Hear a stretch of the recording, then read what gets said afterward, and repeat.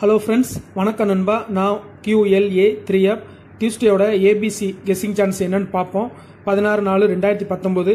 So இதோடைய அதாவது டியூஸ்டேயோடைய லாஸ்ட் 3 ட்ராக் செக் பண்ணிக்கிறோம்.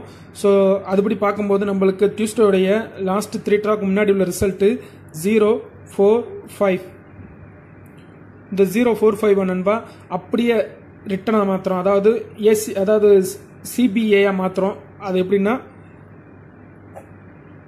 540 மாத்திரம். ஸோ 540 மாற்றி அதை வந்து நம்ம 5ஆல் டிவைட் பண்ணுறோம். இது 5ஆல் டிவைட் பண்ணோம்னா நம்மளுக்கு நெக்ஸ்ட் ட்ராக்கான டச் கிடைக்குது.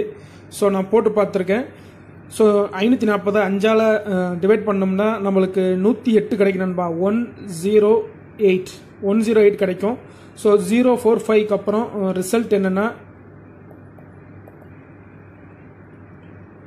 821 தான் ரிசல்ட்டு. ரொம்ப சிம்பிளாக முடிஞ்சிருச்சு. ஸோ இதில் பார்த்தோம்னா நம்மளுக்கு 1 ஹிட் ஆகிருக்கும், 8 ஹிட் ஆகிருக்கும்.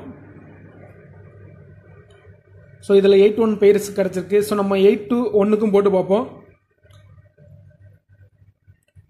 821 இந்த 821 அப்படியே மாத்திரம் சிபிஏயா 128. ஸோ இந்த 128 அப்படியே 5ஆல் நம்ம டிவைட் பண்ணுறோம். 128 5ஆல் டிவைட் பண்ணோம்னா நம்மளுக்கு 25 கிடைக்கும் நண்பா. 25 கிடைக்கும். ஸோ 821க்கு அப்புறம் ரிசல்ட் என்னன்னா 156 தான் ரிசல்ட்டு.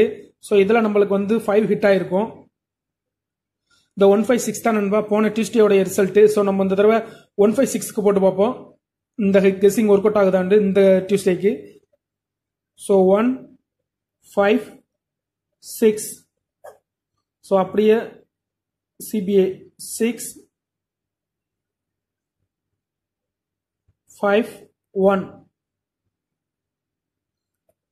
ஸோ இதை 5ஆல் நம்ம டிவைட் பண்ணோம்னா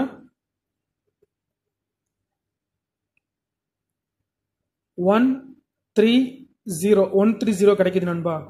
ஸோ நம்மளுக்கு 130 T.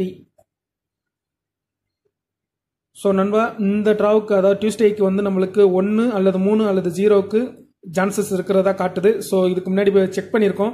ஸோ அதிகபட்சமாக செக் பண்ணவும் முடியல. ஏன்னா வந்து 2 ட்ரா அல்லது 3 ட்ரா செக் பண்ணாதான் கெஸ்ஸிங் ஒர்க் அவுட் ஆகுது. ஸோ அதனால தான் நான் 2-3 ட்ரா மட்டும் செக் பண்ணுறது. ஸோ இது 130க்கு என்ன போடுன்னு சொல்லிட்டு இமேஜை பார்த்தீங்கன்னா தெரியும் நண்பா. ஓகே, தேங்க்ஸ் ஃபார் வாட்சிங்.